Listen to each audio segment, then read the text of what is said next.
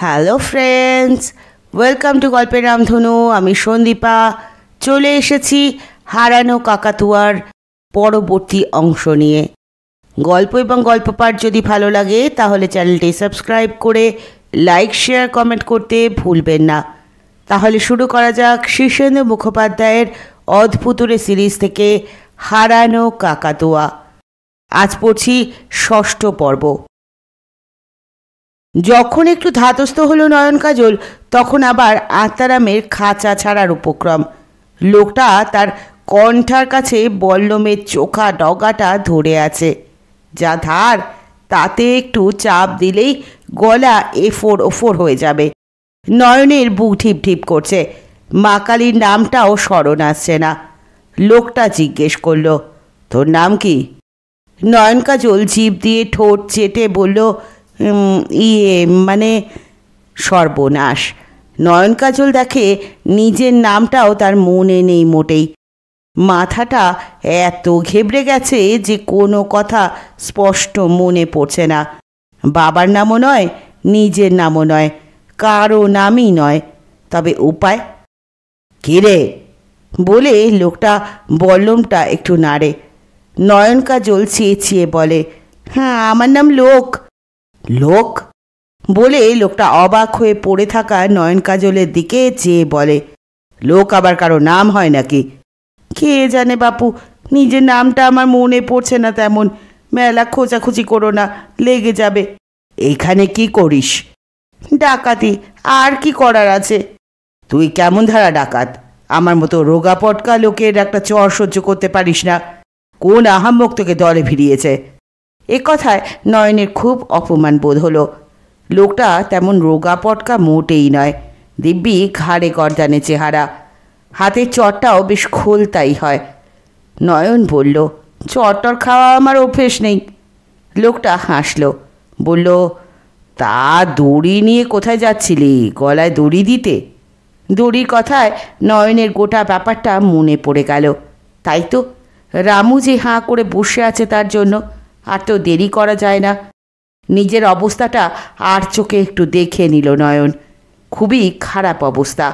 ছাদের ধুলোবালির মধ্যে চিত হয়ে পড়ে আছে সে। তার বুকের দুদিকে দুখানা পা রেখে দাঁড়িয়ে আছে লোকটা। হাতের বল্লম তার গলায় ঠেকানো, নড়ার সাধ্য নেই। নয়ন বলল, তা গলায় দড়ি দিলেই বা কি? তোমার বল্লমের চেয়ে সেটা কতটা খারাপ হবে? মতলবটা কি ফেলেছিলি সেটা খোলসা করে বলতো বাপ, নইলে গেলি। নয়ন লক্ষ্য করছিল লোকটা তাকে মানুষ বলেই তেমন গ্রাহ্য করছে না। ভাবছে নয়নের পিঁপড়ের প্রাণ, তাই ততটা সাবধানও হচ্ছে না। নয়ন নিজের ডান পাটা একটু তুলল। না, লোকটা লক্ষ্য করছে না। পা তোলার ঘটনাটা ঘটছে লোকটার পিছন দিকে, সুতরাং নয়ন লোকটাকে পিছন থেকে একটা রাম লাথি কষাতে পারে। ভয় হলো সেই ধাক্কায় লোকটার বল্লম না আবার তার গলায় বিঁধে যায়। তাই লাথি মারার সঙ্গে সঙ্গে হাতে ঝটকায় বল্লমটা সরিয়ে নিতে হবে। তারপর মা কালী ভরসা। নয়ন লোকটাকে অন্যমনস্ক করার জন্য হঠাৎ একটু কোকিয়ে উঠে বলল, আমার পেটে বড় ব্যথা, বল্লমটা সরাও। লোকটা আবার তার নাটুকে হাসি হেসে কি যেন বলতে যাচ্ছিল, কিন্তু বলা আর হলো না। নয়নের আচমকা লাথিটা লোকটাকে দু হাত ছিটকে দিল। হুড়মুড় করে লোকটা যেই পড়েছে অমনি নয়ন বল্লমটা বাগিয়ে উঠে দাঁড়িয়েছে। খুনটুন সে জীবনে করেনি, তাই বল্লমটা লাঠির মতো বাগিয়ে ইচ্ছে মতো ঘা কতক দিল লোকটাকে। লোকটা নেতিয়ে পড়ে রইল চুপচাপ। নয়ন কাজল দড়ি নিয়ে ছাদের একটা মজবুত রেলিংয়ে বেঁধে খানিকটা নিজের কোমরে জড়ালো। এখন আর তার আলসে দিয়ে নামতে ভয় করছে না। তার চেয়ে বড় ভয় ওই লোকটার যদি চট করে জ্ঞান ফিরে আসে। দড়ি ধরে একটু ঝুঁকতেই রামুর ঘরের ঘুলঘুলিটা হাতের নাগালে পেয়ে গেল সে। দড়িটা নামিয়ে দিয়ে ডাকল, রামু, এই যে, উঠে পড়ো তাড়াতাড়ি, বাইরে বিপদ। রামু গোবিন্দর কাছে কায়দা কসরত কিছু কম শেখেনি কদিনে। দড়ি ধরে টুপ করে ঝুল খেয়ে উঠে গেল ঘুলঘুলিতে। তারপর দড়িটা টেনে নিয়ে বাইরের দিকে ঝুলিয়ে নেমে আসতে খুব বেশি সময় লাগলো না। সে যে পালাতে পারে এটা নিশ্চয়ই কারো মাথায় আসেনি। এলে আরও ভালো পাহারা রাখত, কিন্তু পাহারা নেই, তা বলে পালানো সহজ নয়। চারদিকে ঘন গাছপালা, নিবিড় জঙ্গল, তারা রাস্তা চেনে না। নয়নদা, কোন দিকে যাবে? তাই তো ভাবছি, চলো এগোই যেদিকে হোক, এখানে বেশিক্ষণ থাকা নিরাপদ নয়। চলো বলে রামু এগোতে থাকে, কিন্তু এগোনো খুবই শক্ত। শীতকাল বলে সাপের ভয় নেই তেমন, কিন্তু লতা পাতায় পা আটকে যায়। হঠাৎ হঠাৎ পাখি ডেকে ওঠে। দুর্গের মতো বিশাল বাড়িটার চৌহদ্দি বড় কমও নয়। খানিক দূর এগোনোর পর সামনে আর একটা ভাঙা দালান। সেই দালানের একটা ঘর থেকে টেমির আলো আসছে বন্ধ জানলার ফাঁক দিয়ে। নয়ন রামুর হাত চেপে ধরে বলল, সর্বনাশ, শিগগির অন্য পথে চলো। রামু হাত ছাড়িয়ে নিয়ে বলল, যাব, একটু উকি দিয়ে যাই। পাগল হয়েছ? হঠাৎ কাছে পিঠে একটা ঘোড়া পা দাপিয়ে চিহিহি করে ডেকে উঠল। দুজনেই সেই শব্দে চমকে ওঠে। রামু, লক্ষণ ভালো নয়। তুমি চুপ করো তো নয়নদা, অত ঘাবড়ে যাও কেন? রামু নিঃসারে জানলার ধার ঘেঁষে দাঁড়ায়। উকি মেরে ভিতরে তাকিয়ে তার রক্ত জল হয়ে যাওয়ার উপক্রম। একটা চৌকির ওপর কম্বলের আসনে বিশাল চেহারার এক কাপালিক বসা। তার মস্ত জটা জুট, বিশাল কালো দাড়ি গোঁফ, কপালে সিঁদুরের ধাবড়া টিপ, গায়ে লাল পোশাক। তার সামনে বিনীতভাবে দাঁড়িয়ে সাতনা। নয়ন ডাকল, রামু, পালাও। রামু আর দাঁড়ালো না। নয়ন আর সে প্রাণপণে দৌড়তে লাগলো। কতবার যে পড়ল দুজনে, কতবার ফের উঠল, তার হিসেব নেই। গাছের সঙ্গে বারসাতেক ধাক্কা খেল, হাত পা ছড়ে গেল, কপাল ফুলে উঠল, তবু তারা দৌড়তে থাকে। খানিকটা দূর দৌড়বার পরই তারা বুঝতে পারে পিছনে কারো হাঁক ডাক নেই বটে, কিন্তু কেউ তাদের পিছু নিয়েছে ঠিকই। তারা যেদিকে যাচ্ছে পায়ের একটা শব্দ সেই দিকেই তাদের পিছু নিচ্ছে। নয়নদা, পিছনে কেউ আসছে। আমারও তাই মনে হচ্ছে। রামু বলল, বড্ড হাঁপিয়ে গেছি। নয়ন বলল, আমিও। এসো, বসে একটু জিরিয়ে নি। ফিস ফিস করে নয়ন বলে, আসছে আমাদের পায়ের শব্দ শুনে শুনে, নইলে এই জঙ্গলে আমাদের পিছু নেওয়া চারটিখানি কথা নয়। যদি বসে থাকি তবে আমাদের পায়ের শব্দও হবে না, আর লোকটাও খুঁজে পাবে না আমাদের। বলতে বলতে নয়ন বসে দম নিতে থাকে। রামুও। পিছনে পায়ের শব্দটাও আর হচ্ছে না। রামু জিজ্ঞেস করে, আমরা কত দূর এসেছি নয়নদা? তা কি করে বলবো, এ জায়গা আমার চেনা নয়। জঙ্গলটাও ভারী জটিল। শুনেছি পূব ধারে একটা দুর্ভেদ্য বাঁশ বন আছে। সেই বন এত ঘন যে শিয়ালও গলতে পারে না। আমরা কি সেদিকেই যাচ্ছি? তাও জানি না। আমরা খুব বেশি দূর আসতে পারিনি। ছুটবার সময় ডাকাতদের রাত পাহারার একটা হাঁক ডাক শুনতে পেলাম যেন। রামু উঠে দাঁড়িয়ে বলল, তাহলে চলো আর একটু দূরে যাই। নয়ন তার হাতখানা ধরে বসিয়ে দিয়ে কাহিল গলায় বলল, খামোকা হয়রান হয়ে লাভ কি? গোলক ধাঁধায় পড়ে আবার হয়তো গিয়ে ডাকাতদের আড্ডায় হাজির হতে হবে। তার চেয়ে বসে থাকো, ভোর হলে আলোয় আলোয় চলে যাব। রামু জিজ্ঞেস করে, কাপালিকটাকে দেখলে? ভালো করে দেখিনি, যা ভয় পেয়েছিলাম।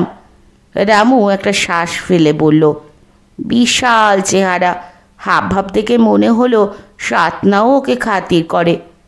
তাহলে ও হলো সাতনার ওপরে সর্দার। এ দলে যে কে কোন পোস্টে আছে তা বলা মুশকিল। তান্ত্রিক কাপালিকরা কি ডাকাত হয়? হতে পারে, তাছাড়া আসল কাপালিক কিনা তাই দেখো, ভেকও হতে পারে। যেখানে তারা বসে আছে সে জায়গাটায় গাছপালা তেমন ঘন নয়। শীতে গাছপালার পাতা ঝরে এমনিতেও একটু হালকা হয়েছে জঙ্গল। অন্ধকারে গাছপালা চেনা যায় না, তবে এখানকার গাছগুলো সবই বড় বড়, ঝোপঝাড় তেমন নেই। লম্বা ঘাসে জঙ্গল আছে অবশ্য, তারা তেমনি বুক সমান ঘাসের মধ্যেই বসে আছে। হাত বাড়ালে একটা শিশু গাছের গুঁড়ি ছোঁয়া যায়। হঠাৎ রামু বলল, একটা শব্দ পেলে নয়নদা? নয়ন একটু শক্ত হয়ে গেল, তারপর ফিস ফিস করে বলল, হ্যাঁ একটু একটু পাচ্ছি, শুকনো পাতার ওপর দিয়ে কেউ আসছে। রামু বলল, আসছে নয়, এসে গেছে, ওঠো নয়নদা, ছোট। প্রাণীর দায়ে নয়ন উঠল, কিন্তু ছুটতে গিয়েই ঘটল বিপদটা। কোত্থেকে একটা খেটে লাঠি ছিটকে এসে তার দুই পায়ের মধ্যে একটা ডিগবাজি খেলো। তাইতে নয়ন পড়ল উপুর হয়ে, আর একটা খেটে লাঠির পাল্লায় পড়ে রামু চিৎপটাং। শিশু গাছের পিছন থেকে লোকটা ধীরে সুস্থে বেরিয়ে এলো, হাতে বল্লম, অন্য হাতে নড়া ধরে প্রথমে রামুকে দাঁড় করালো। ছোট্ট একটা চর তার গালে কষিয়ে গম গমে গলায় বলল, পালাতে চাইবে আর? ওই খেটো লাঠির ক্ষমতা জানো? এককালে ঠ্যাঙাড়ে ঠগিরা ওই দিয়ে দূর থেকে লোকে ঘায়েল করত। ফের যদি পালাও তো পাবড়া দিয়ে ঠ্যাং ভেঙে দেবো। রামুর অবশ্য পালানোর মতো অবস্থা নয়। চটটা খেয়ে তার মাথা ঘুরছে, সে উবু হয়ে বসে পড়ল। নয়ন কাজল আর ট্যাফও করল না।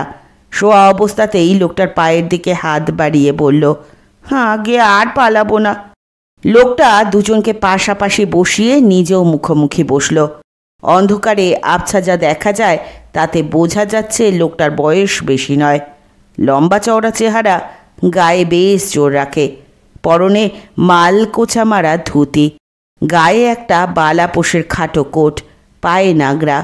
লোকটা জিজ্ঞেস করল, কোথায় পালাছিলে তোমরা?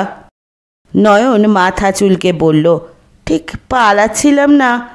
তাহলে কি এত রাত্রে জঙ্গলে বেড়াতে বেরিয়েছিলে? নয়ন এক গাল হেসে বলল, হ্যাঁ আগে অনেকটা তাই। দিনকাল ভালো নয়, চারদিকে চোর ছাচরের উৎপাত, তাই চারদিকটা একটু নজর রাখছিলাম আর কি। এই জঙ্গলে চোর ছাচর কী করতে আসবে? ও লোকটা একটু অবাক গলায় জিজ্ঞেস করে। নয়ন বিগলিত হয়ে বলে, বলা তো যায় না আগে, আমাদের আড্ডায় তো মেলাই দামি জিনিস আছে। লোকটা এবার একটু আগ্রহের সঙ্গে জিজ্ঞেস করে, তোমাদের একটা আড্ডা আছে নাকি এখানে? তা সে আড্ডাটা কোথায়? নয়ন ব্যাপারটা বুঝতে না পেরে ঘন ঘন মাথা চুলকোতে থাকে। রামু বলে, কেন, আপনি কি সাতনা ডাকাতের আড্ডা চেনেন না? লোকটা এবার উৎসাহে এক হাতে এগিয়ে আসে, চাপা গলায় বলে, আরে আমিও যে সেই আড্ডাটাই খুঁজতে বেরিয়েছি, জায়গাটা কোথায় বলো তো? রামু মাথা নেড়ে বলে, তা আমরাও জানি না, আমরা সেখান থেকে পালিয়ে এসেছি। জঙ্গলের রাস্তা চিনি না, ফিরে যাওয়ার পথ বলতে পারবো না। লোকটা বলে, তোমরা পালিয়ে এসেছো কেন? তোমাদের কি ওরা ধরে রেখেছিল? হ্যাঁ। তোমার নাম কি? রামু? উদ্ভববাবুর ছেলে তুমি? হ্যাঁ। রামু ভয়ে ভয়ে বলে। লোকটা একটু হাসে, আচ্ছা কাণ্ড যা হোক, আমি তো ভেবেছিলাম তোমরা ওদের দলেরই লোক। আপনি কে? আমাকে চিনবে না, আমি ডাকাতদের দলে নাম লেখাতে যাচ্ছি। নয়ন ফস করে বলে ওঠে, সে তো আমিও গিয়েছিলাম, কিন্তু ওরা নতুন লোককে সহজে দলে নেয় না। লোকটা খুব আত্মবিশ্বাসের সঙ্গে বলে, নেবে, এলেমদার লোক দেখলে ঠিকই নেবে। তোমরা যদি কেবল পত্রা বাতলে দিতে পারতে তাহলে আমার অনেক হয়রানি কমে যেত। নয়ন একটু গুম হয়ে থেকে বলল, আপনি কেমন লোক কে জানে, খুব ভালো লোক যে নন তা বোঝাই যাচ্ছে। লোক আমিও ভালো নই, তাই আপনাকে বলতে বাধা নেই। আমার মনে হচ্ছে এই পশ্চিম দিকে নাক বরাবর এগোলে সেই আড্ডায় পৌঁছে যেতে পারবেন। তবে সাবধান, আচমকা বল্লম এসে বুকে বিঁধতে পারে, মাথায় লাঠি পড়তে পারে, কিংবা ঘাড়ে রামদার কোপ। ওরা বাইরের লোক পছন্দ করে না। লোকটা হেসে বলল, কিন্তু তুমি তো ওদের দলের লোক। না, আমি দল ছেড়ে পালাচ্ছি।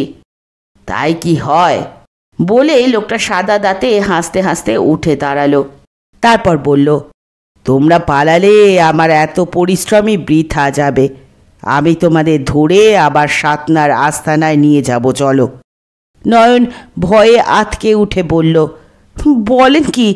এই তো গত পরশু সাতনার এক কসাই আমাকে রাম বিচুটি দিয়ে ছেড়েছে, আবার সেখানে যাব? রামও ভ্যাবা চাকা খেয়ে বলে, আপনি ডাকাত হতে যাচ্ছেন তো যান না, আমাদের টানছেন কেন? লোকটা মাথা নেড়ে বলে, তোমাদের ধরে নিয়ে গেলে সাতনা চট করে আমার ওপর খুশি হয়ে যাবে।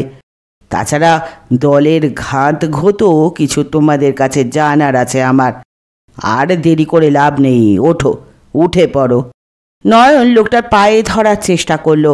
রামু কাদো কাদো হয়ে অনেক কথা বলল, কিন্তু লোকটার নরম হওয়ার নাম নেই। খেটে লাঠি দুটো বগলে নিয়ে বল্লম বাগিয়ে সে একটা পেল্লায় ধমক দিয়ে বলল, নাকি কান্না বন্ধ করো, তোমাদের এত সহজে ছাড়ছি না। অগত্যা বল্লমের মৃদু খোঁচা খেতে খেতে দুজনে ম্লান মুখে লোকটার আগে আগে পশ্চিম দিকে হাঁটতে লাগলো। বেশি দূর হাঁটতে হলো না, আধ মাইলটা হাঁটতেই অন্ধকারে বিশাল বাড়িটা দেখা গেল। আর দেখা গেল মশাল হাতে 20-30 জন লোক ছোটোছুটি হাঁকাহাঁকি করছে। লোকটা বলল, ওই বোধহয় সেই আড্ডা। আগে হ্যাঁ, জমদুয়ার। নয়ন দীর্ঘশ্বাস ফেলে বলে। আচমকা পিছন থেকে লোকটা একটা অমানসিক হাঁক ছাড়ল। সে এমন শব্দ যে মাটি কেঁপে ওঠে, গাছপালা নড়তে থাকে, দুর্বল লোকের হৃৎপিণ্ড থেমে যায়। কোনো কথা নয়, শুধু শব্দ বজ্র নির্ঘোষের মতো বেজে ওঠে। সেই শব্দে মশালগুলো স্থির হয়ে দাঁড়ালো, তারপর ধীরে ধীরে এগিয়ে আসতে লাগলো। মশালের আলোয় সবার আগে 7 ফুট লম্বা সাতনাকে দেখা গেল এগিয়ে আসতে, হাতে টাঙ্গি। ভয়কে নয়ন কাজল রামুর হাত চেপে ধরে বলল, আর রক্ষে নেই, দেশে আমার বিধবা মাকে একটা খবর পাঠিয়ে দিও ছোট দাদাবাবু। রামু অত ঘাবড়ায়নি, সে তো জানে কাকাতুয়াটাকে দিয়ে এখনো আসল কথা বলাতে পারেনি এরা। দলটা কাছে এগিয়ে আসতেই দুটো মুস্কো চেহারার লোক এসে খপাখপ রামু আর নয়ন কাজলকে ধরে পিছ মোড়া করে দড়ি দিয়ে বেঁধে ফেলল। সাতনা গমগমে গলায় লোকটাকে জিজ্ঞেস করল, তুই কে রে? লোকটা বেশ বুক চিতিয়েই জবাব দিল, আমার নাম কিঙ্কর, তুমি কেডা? আমি সাতনা সর্দার। ও তুমি, বলে লোকটা একটু হাসলো। তারপর বলল, তোমার দলেই নাম লেখাতে এসেছি। আমি বর্ধমানের শঙ্কর মাঝির সাকরেত, নাম শুনেছ? শঙ্কর মাঝি? সাতনার গলায় রীতিমতো ভক্তি শ্রদ্ধা ফুটে উঠল। ধরা গলায় বলল, এ দলে আসবে নাকি? ইচ্ছে তো তাই। বলে লোকটা জামার বুক পকেট থেকে বের করে সাতনার হাতে দিয়ে বলল, এই হলো শঙ্কর মাঝির পাঞ্জা। বাঁকড়ো, মুর্শিদাবাদ, পুরুলিয়া, যেখানে খুশি যে কোনো দলে এই পাঞ্জা দেখালেই লুফে নেবে আমাকে। তবু তোমার দলেই এরাম কেন জানো? শুনেছি তোমরা একটা বড় দাও মারার ফোন দিয়ে এঁটেছ, সত্যি নাকি? সাতনার মুখটা একটু বেজার হলো, বলল, সত্যি, তবে হিস্সা নিয়ে বেশি ঝাঁকাঝাঁকি করো না, আমাদের হিস্সাদার অনেক। সাতনা সর্দার তাদের দিকে ঘুরে দাঁড়িয়ে সাকরেতদের বলল, এ দুটোকে নিয়ে যা। তারপর লোকটার দিকে ফিরে বলল, এদের তুমি পেলে কোথায়? ধরেই বা আনলে কেন? লোকটা বলল, ওদের মুখেই শুনলাম যে ওরা তোমার আস্তানা থেকে পালিয়েছে, তাই ভাবলাম যার দলে নাম লেখাতে যাচ্ছি তার একটু উপকার করি গে। সাতনা মৃদু হেসে বলে, দল আমার নয়, আজ বড় সর্দার এখানেই আছে, চলো তোমাকে তার কাছে নিয়ে যাই। সাকরেতরাও ওদিকে রামু আর নয়ন কাজলকে হিড় করে টেনে নিয়ে চলল। এ বাড়ির মাটির নিচে গোটা কয় চোর কুঠুরি আছে, তারই দুটোই দুজনকে ভরে বাইরে থেকে ঝপাঝপ তালা মেরে দিল। ভিতরে জমাট অন্ধকার, সোঁদা সোঁদা গন্ধ।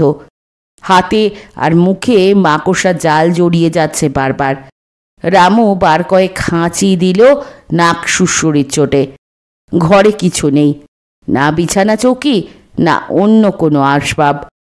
পায়ের নিচে শুধু ঠান্ডা মেঝে, তারই উপর উবু হয়ে বসল সে। হাঁটু দুটো দু হাতে জড়িয়ে ধরে গুটিসুটি মেরে শীত তাড়ানোর চেষ্টা করতে করতে ঢুলতে লাগলো। চোরকুঠুরি থেকে কখন ভোর হলো তা টেরও পায়নি রামু। একটা লোক এসে দরজা খুলে যখন নড়া ধরে তাকে ছেঁচড়ে বের করে আনলো, তখন সে দেখল বাইরে বেশ বেলা হয়ে গেছে। উঠোনের রোদে একটা দড়ির চারপাইতে বসে কাঁসার মস্ত গেলাসে খেজুর রস খাচ্ছিল সাতনা। তার সামনে নিয়ে রামুকে খাড়া করা হলো। সাতনা একবার ভ্রু কুঁচকে তার দিকে চেয়ে গেলাসটা গলায় উপর করে বাড়িয়ে দিল বাঁ ধারে। গামছায় মুখ বাঁধা একটা হাঁড়ি নিয়ে মাটিতে বসে আছে একটা লোক।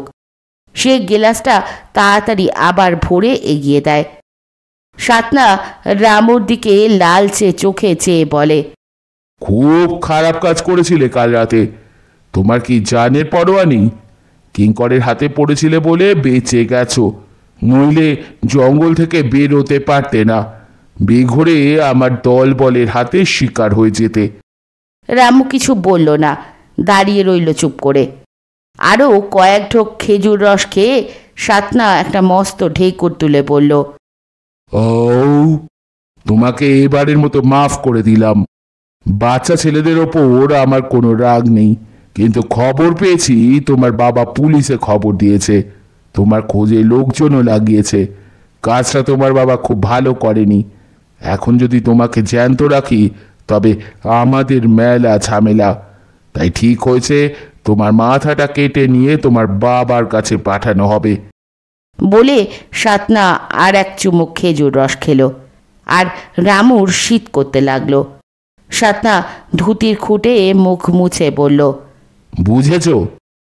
রামু একটু কাপা গলায় জিজ্ঞেস করে, আর নয়নদার কি হবে? নয়ন? বলে সাতনা অবাক হয়ে রামুর দিকে চেয়ে বলে, নয়নের খবরে তোমার কি দরকার হে ছোকরা? নয়নদার কিছু হলে তার বিধবা মা খুব কাঁদবে। সে তো তোমার মাও কাঁদবে। আমাকে কেউ ভালোবাসে না, বাবা না, মা না। বলতে বলতে আজ রামুর চোখে জল এসে গেল, গলাটা এলো ধরে। সাতনা গেলাসে চুমুক দিতে গিয়েও কেমন থমকে গেল একটু। বার কয়েক গলা খাকারি দিল। হঠাৎ তার মনটা বোধহয় নরম হয়ে পড়েছিল।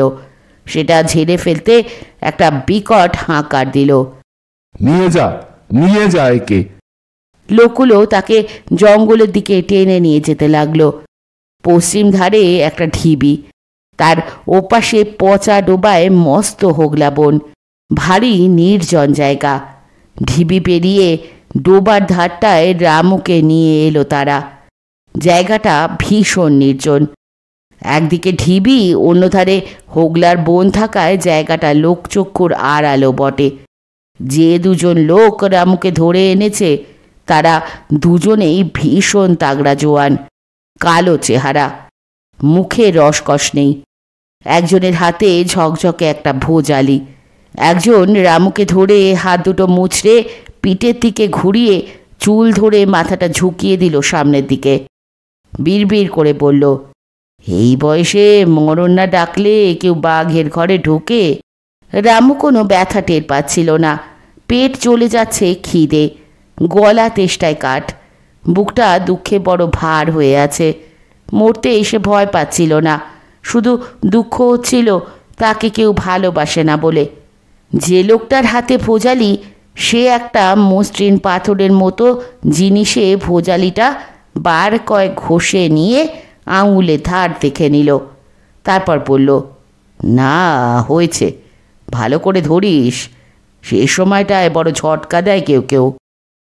জলার ধারে যখন এই ঘটনা ঘটছে তখন একটু দূরে ঈশান কোণে একটা ভাঙা মন্দিরের উঁচু চাতালে দাঁড়িয়ে দুজন লোক দৃশ্যটা দেখছিল। আসলে দৃশ্যটা খুব মন দিয়ে দেখছিল একজন, সে কিঙ্কর, আর দ্বিতীয় লোকটি অর্থাৎ সাতনা লক্ষ্য করছিল কিঙ্করকে। রামুর ঘাড়ের ওপর উদ্যত ভোজালিতে রোদ ঝিকিয়ে উঠতেই কিঙ্কর আর সহ্য করতে পারল না। হাতের বল্লমটা চোখের পলকে তুলে সাঁ করে ছুলে দিল। এত দূর থেকে বল্লম যত জোরেই ছোড়া হোক তা পৌঁছনোর কথা নয়। তাছাড়া নিশানা ঠিক রাখার তো প্রশ্নই ওঠে না। কিন্তু কিঙ্করের জাদু হাত যেন বল্লমটাকে মন্ত্রপুত করে ছুড়ল। সেটা রোদে ঝিলিক খেনে হাউইয়ের মতো তেড়ে গিয়ে খুনেটার বাঁ কাঁধে বিঁধে গেল। ভুজালি ফেলে বাপরে বলে চেঁচিয়ে লোকটা মাটিতে পড়ে ছটফট করতে থাকে। সাতনা এতটুকু চঞ্চল হলো না, শুধু প্রকাণ্ড একখানা হাত বাড়িয়ে কিঙ্করের পিঠটা চাপড়ে দিয়ে বলল, সাবাস, বহুত খুব। কিঙ্কর এই বাহবায় করল না, চিতাবাগের মতো ঘুরে দাঁড়িয়ে ধমক দিয়ে বলল, তোমরা ডাকাত না ছুঁচো কাপুরুষের দল? বাচ্চাদের যারা খুন করে তারা কখনো মরদ নয়। সাতনা একটু হাসল, তারপর মোলায়েম গলায় বলল, রামুকে খুন করা হতো না হে, তোমাকে একটু পরীক্ষা করার জন্য ওটুকু অভিনয় করতে হলো। কিঙ্কর ফুঁসে উঠে বলল, কিসের পরীক্ষা? তোমাদের মতো চুনোপুটির কাছে পরীক্ষা দিতে হবে আমাকে, তেমন ঠাউরেছ নাকি? সাতনা ঠান্ডা গলায় বলে, আহা, চটো কেন ভায়া? তুমি ভীম দলের লোক না শত্রুপক্ষের চর, তা একটু বাজিয়ে দেখতে হবে না? কিঙ্কর চোখ রাঙা করে তেজের গলায় বলল, দেখো সাতনা, যতদূর জানি তুমি এ দলের সামান্য মোড়ল মাত্র। সর্দার তান্ত্রিক বাবা কাল তোমাকে তেমন পাত্তা দিচ্ছিল না। বেশি ফোঁপর দালালি করবে তো সোজা সর্দারকে জানিয়ে দেব। আর একটা কথা, তোমার চেহারাটা বড় সড়ো বটে, ভেবো না বিড়ালের মতো তোমার 9টা প্রাণ আছে। এ দুখানা শুধু হাতে তোমার ওই মোষে গর্দান ভেজা গামছার মতো নিকড়ে মুছড়ে দিতে পারি। কাজেই বুঝে সমঝে চলো, আমি তোমার পালের ম্যারাদের মতো নই। সাতনার সঙ্গে এই ভাষা এবং তেজের ভঙ্গিতে কেউ কথা কওয়ার সাহস পায় না, কিন্তু এই অগ্রাহ্যের ভাব সাতনা মুখ বুঝে সয়ে গেল। শুধু একটা দীর্ঘশ্বাস ফেলে বলল, আমি একটা ছেলেকে চিনতাম, তখন তার অল্প বয়স, স্কুলে পড়ে। প্রতি বছর স্কুলে স্পোর্টসে ছেলেটা জ্যাভলিন থ্রোয়ে সেরা প্রাইজ পেত। বর্ষা ছুটতো এমন জোরে যে দেখে তাক লেগে যায়। বেঁচে থাকলে এখন সে তোমার বয়সী হয়েছে। এ কথা শুনে কিঙ্কর একটু অস্বস্তি বোধ করতে লাগলো, তবু তেজের সঙ্গে বলল, ওসব এলেবেলে কথা শুনতে চাই না। এবার থেকে কিঙ্করকে একটু সমঝে চলো। দুজন লোক বল্লম খাওয়া লোকটাকে ধরাধরি করে চাতালে এনে ফেলল। মুখে জল দেওয়া হচ্ছে, রক্তে ভাসাভাসি কাণ্ড। চোট গুরুতর, তবে কাঁধে লেগেছে বলে প্রাণের ভয় নেই। সাতনার স্যাঙ্গাতরা কটমট করে কিঙ্করের দিকে তাকাচ্ছে, একটি ইঙ্গিত পেলেই ঝাঁপিয়ে পড়ে গলা নাবিয়ে দেবে। কিন্তু সাতনা তাদের দিকে তাকালো না, কিঙ্করকে বলল, চলো ভিতর বাড়িতে যাই, ভয় নেই, রামুকে কেউ এখনই খুন করবে না। কিঙ্কর বলল, না করাই বুদ্ধিমানের কাজ। ওই বাচ্চা ছেলেটার গায়ে কেউ হাত তুলেছে বলে যদি টের পাই, তবে সেই হাত আমি কেটে ফেলে দেব, মনে রেখো। বাপ রে, বলে সাতনা হাসল। তুমি যে আমাকে ভয় খাইয়ে দিচ্ছ। এ কথায় কিঙ্করও হেসে ফেলল। তারপর ভিতর বাড়িতে গিয়ে উঠোনের রোদে দুজনে দুটো দড়ির চারপাইতে বসে খেজুর রস খেতে লাগলো। কিঙ্কর জিজ্ঞেস করল, হঠাৎ আমাকে পরীক্ষা করার জন্য ওই ছেলেটাকে সাত সকালে খুনেদের হাতে ছেড়ে দিয়েছিলে কেন? সাতনা প্রথমটায় কথা বলল না, এক মনে খেজুর রস খেয়ে যেতে লাগলো। অনেকক্ষণ বাদে বলল, দেখছিলাম ওই ছেলেটার প্রতি তোমার দরদ আছে কিনা। কিঙ্কর অবাক হয়ে বলল, থাকবে না কেন? ডাকাতি করি বলে তো আর অমানুষ নই। সাতনা একটা দীর্ঘশ্বাস ছেড়ে বলল, তোমাকে যে সেই ছেলেটার কথা বলছিলাম, যে স্কুলে জ্যাভলিন থ্রোয়ে প্রতিবার ফার্স্ট হতো, তার কথা আর একটু শুনবে নাকি? কিঙ্কর একটু থতমত খেয়ে বলে, তার মানে তোমার কি মাথার গন্ডগোল আছে নাকি বাপু? হঠাৎ পুরনো গপ্প ফেলে বসতে চাইছো কেন? সাধে কি আর চাইছি, গপ্পটা তোমার জানা দরকার। এমনও তো হতে পারে যে সেই ছেলেটাই তুমি। কিঙ্কর হাতের রস শুদ্ধ ভাতটা হঠাৎ ছুঁড়ে ফেলে উঠে দাঁড়ালো। তার চোখ থক থক করছে, লম্বা শরীরের পেশিগুলো জামার তলায় ঠেলাঠেলি করছে। থমথমে গলায় সে বলে, সাতনা, বুঝতে পারছি খামোকা আমাকে ঝামেলায় জড়িয়ে সকলের মনে সন্দেহ জাগিয়ে তুমি আমাকে দল থেকে হটাতে চাইছো, কারণ আমি থাকলে এই দলে তোমার জায়গা আমার নিচেই হবে। তাই বলছি, ওসব হীন চক্রান্ত না করে এসো, দুজনে মরদের মতো ফয়সালা করে নি কে কত বড় ওস্তাদ। হাতিয়ার ধরতে হয় তো ধরো, নইলে খালি হাতে চাও তো তাই হোক, চলে এসো। এই চ্যালেঞ্জের জবাবে কিন্তু সাতনা নড়ল না। কেমন একরকম ক্যাবলা চোখে কিছুক্ষণ কিঙ্করের দিকে চেয়ে থেকে মাথা নেড়ে বলল, বসো কিঙ্কর। না, তোমার সঙ্গে আমি কাজিয়া করতে চাই না, বসো, কথা আছে। রাগে ফুলতে ফুলতে কিঙ্কর আবার চারপাইতে বসল। সাতনা বলল, তুমি খুব সাংঘাতিক লোক, মেনে নিচ্ছি, কিন্তু মনে রেখো তোমারও একটা বই দুটো প্রাণ নেই। তা জানি, ওসব ভয় আমাকে দেখিও না। কিঙ্করের একটাই জান বটে, কিন্তু সেটা মরদের জান, তোমার জান নয়। আমাকে প্রাণের ভয় দেখিও না। এতেও উত্তেজিত হলো না সাতনা, শান্ত গলায় বলল, তোমাকে ভয় দেখিয়ে লাভ নেই জানি, সে চেষ্টা করছি না, শুধু জানতে চাইছি তুমি এ দলে ঢুকলে কেন। তা জেনে তোমার লাভ কি? তুমি তোমার মতো থাকো। সাতনা মাথা নেড়ে বলে, তা থাকতে পারছি কই, তুমি কথায় কথায় আমাকে শাসাচ্ছ, লড়তে চাইছো, তার মানে ছুতো না তাই আমার সঙ্গে তোমার লাগবেই। তাই মনে হয় তুমি আমাকে ভালো চোখে দেখতে পারছো না। কিঙ্কর গম্ভীর গলায় বলে, ভদ্রলোকের মতো ব্যবহার করলে ভালো চোখে দেখতে বাধা কি? সাতনা বলে, বাধা আছে, তোমার বাধা আছে। আমার সব কিছু মনে থাকে, মানুষের মুখ আমি সহজে ভুলি না। কিঙ্করের মুখটা আবার হিংস্র হয়ে ওঠে। সাতনা হাত তুলে তাকে থামিয়ে দিয়ে বলে, কিছু বলতে হবে না, আমি মরদ কি না সে পরিচয় যথা সময় পাবে।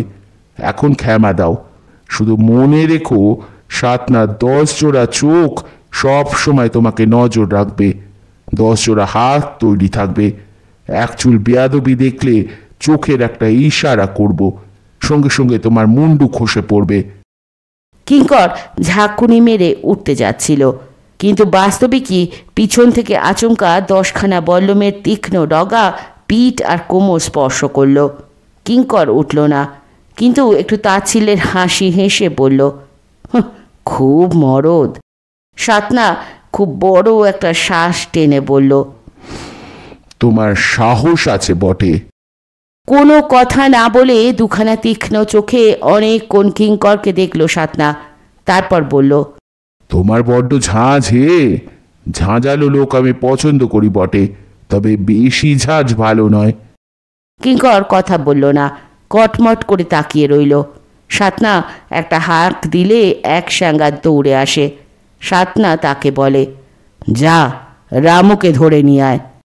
কিঙ্করের পিছনে 10খানা বল্লম উঁচিয়ে আছে, সে অবশ্য গ্রাহ্য করল না। এক মনে খেজুর রস খায় আর মাঝে মাঝে সাতনার দিকে আগুন পাড়া চোখ করে চায়।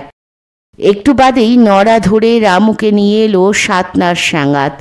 অল্প সময়ের মধ্যেই রামুর মুখ শুকিয়ে গেছে, চোখে আতঙ্ক। তাকে দেখে কিঙ্কর সাতনার ওপর রাগে দাঁতে দাঁত পিষল। সাতনা কিঙ্করকেই লক্ষ্য করছিল, একটু হেসে বলল, রাগ করো না হে, মায়া করলে আমাদের চলে না। ওহে রামু, এই লোকটাকে চেনো?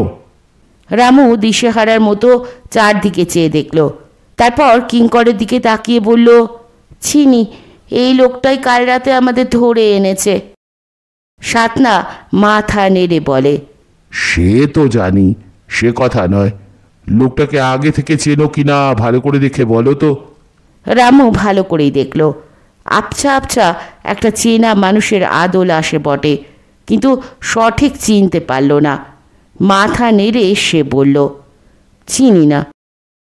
খুব ভালো করে দেখলে চিনতে পারতে, কিন্তু অবশ্যই তোমার দোষ নেই। এই লোকটা হরবোলা।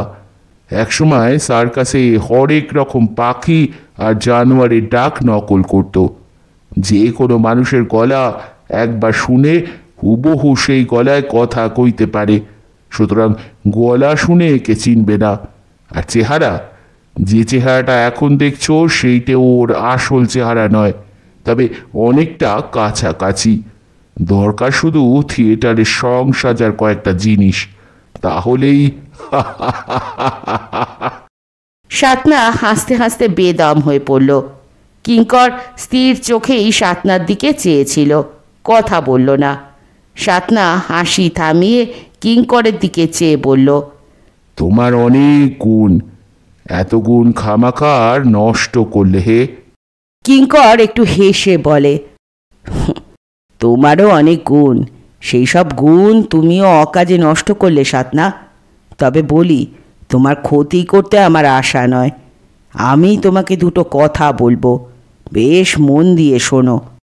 সাতনা হাসি থামিয়ে গম্ভীর মুখ করে কিঙ্করের দিকে চাইল, তারপর বলল, শুধু গুল মেরে এই জাল কেটে বেরোতে পারবে না, কাজেই বলার আগে ভেবে চিনতে নাও যা বলবে তা সত্যি কিনা। আমি যা বলবো তা সত্যি, তবে এত লোকের সামনে বলা যাবে না, কথাটা বড়ই গোপন। সাতনা পাহাড় প্রমাণ শরীরটা টান করে উঠে দাঁড়ালো, বলল, ঠিক আছে, চোর কুঠুরিতে চলো, তবে তোমার হাত দুটো পিছমোড়া করে বাঁধা থাকবে। ঠিক আছে, তাই সই। সার্কাসে তুমি হাত করা খোলার খেলা দেখাতে, আমার সব মনে আছে, কিন্তু এখন চালাকি করে হাতের দড়ি খুলতে যেও না। আমার কাছে রিভলভার আছে, মনে রেখো।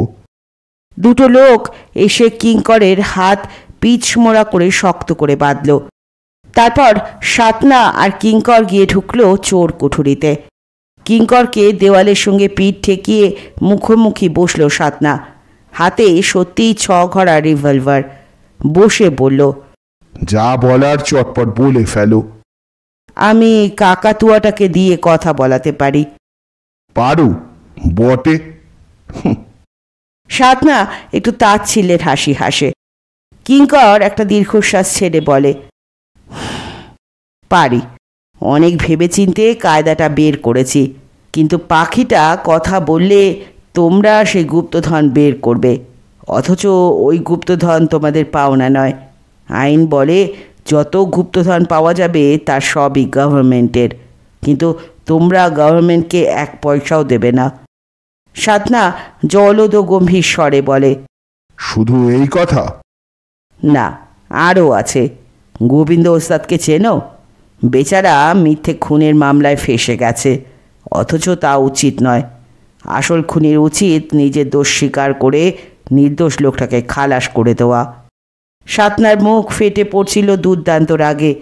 খুব কষ্টে নিজেকে সংযত রেখে বলল, আর কিছু? হ্যাঁ, আর একটা কথা। তোমার যে মেয়েটা হারিয়ে গিয়েছিল আমি তার সন্ধান জানি। সে যে তোমারই মেয়ে তার প্রমাণও দিতে পারি। আস্তে আস্তে, খুব আস্তে আস্তে সাতনার মুখে একটা পরিবর্তন ঘটতে লাগলো। কর্কশ নিষ্ঠুর ভয়ঙ্কর মুখখানা যেন কোমল হতে লাগলো। চোখ দুটো ভরে উঠল জলে। একটা দমকা শ্বাসের সঙ্গে অস্ফুট গলায় সে বলল, মিথ্যে কথা।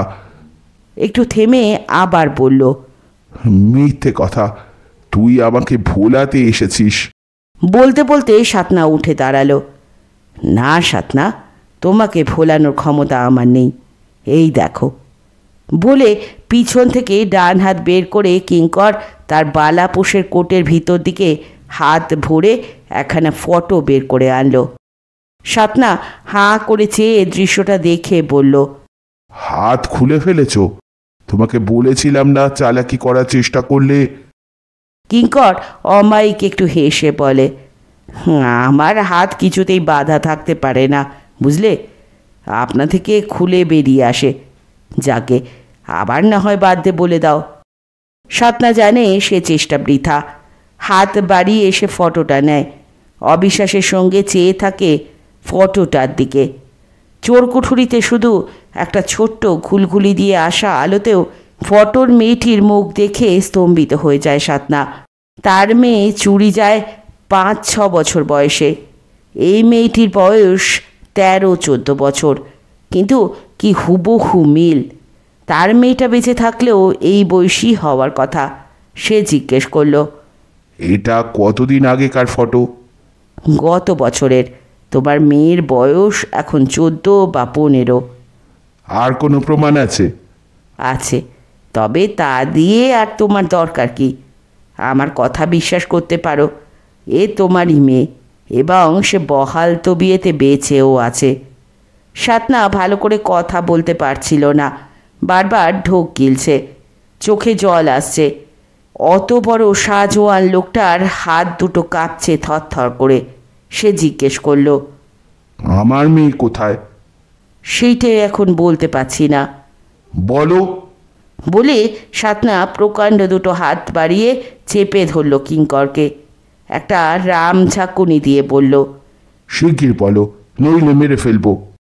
কিঙ্কর নিজের শরীরটাকে একটু মোচড় দিয়ে সরে গেল। তারপর বিদ্যুৎ গতিতে হাতটা তুলে সাতনার ঘাড়ে হাতের চেটোর ধার দিয়ে একটা কোপ মারল। আঁক করে একটা শব্দ হলো শুধু। তারপর হাতির মতো বিশাল শরীর নিয়ে সাতনা ঢলে পড়ল মেঝের ওপর। কিঙ্কর ঘরের কোণে একটা জলের কুঁজো অনেকক্ষণ আগেই লক্ষ্য করেছে।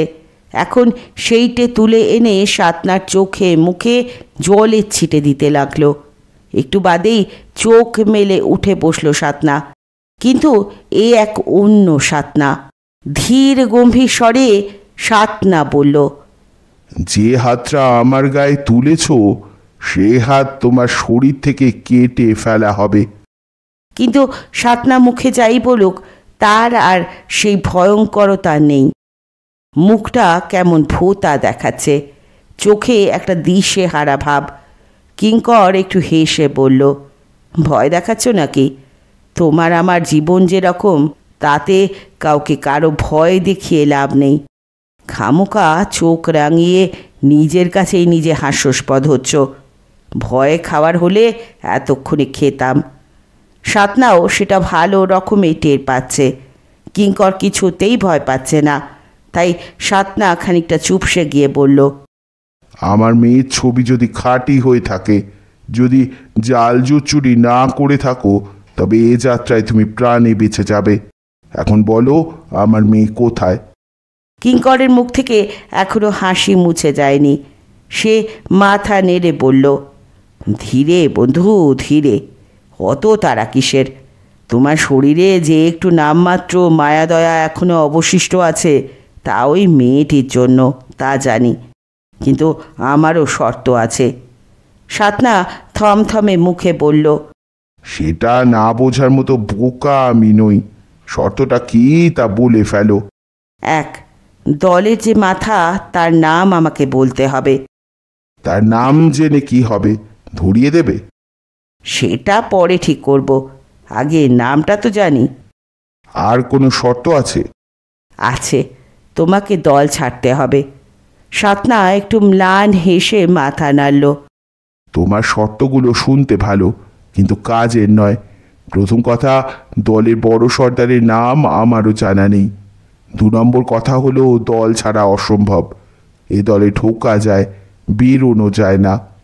কিঙ্কর হাসি মুখে বলল, আমার 3 নম্বর শর্ত হলো, কোনো নির্দোষকে সাজা দেওয়া উচিত নয়, তাই বেচারা গোবিন্দ মাস্টারকে খালাস দেওয়ার ব্যবস্থা করতে হবে।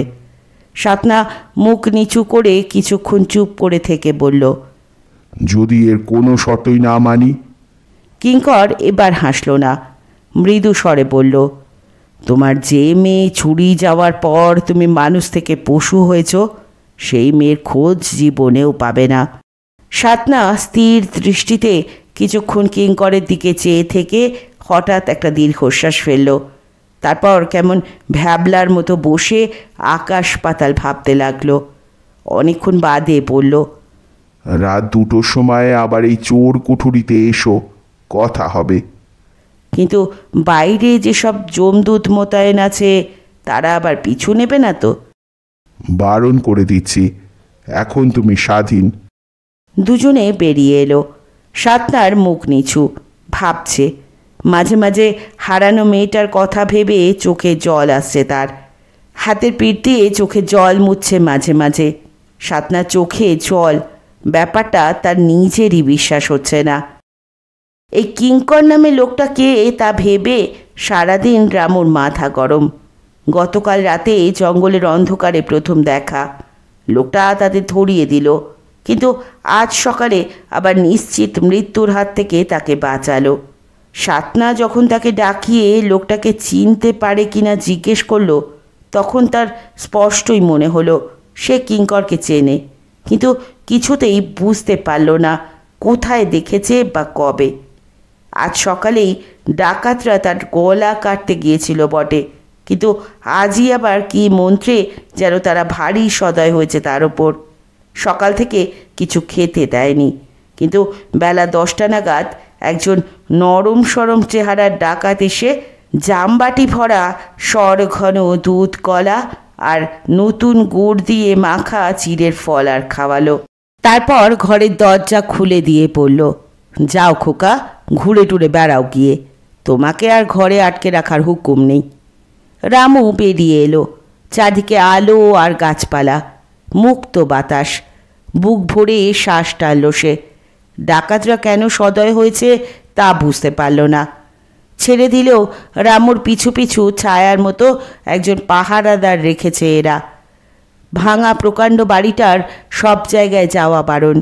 লোকটা মাঝে মাঝে পিছন থেকে সাবধান করে দিচ্ছে, ওদিকে যেও না খোকা, না না ওই কুঠুরিতে উকি মেরো না। ঘুরতে ঘুরতে নয়নদার সঙ্গেও দেখা হয়ে গেল রামুর।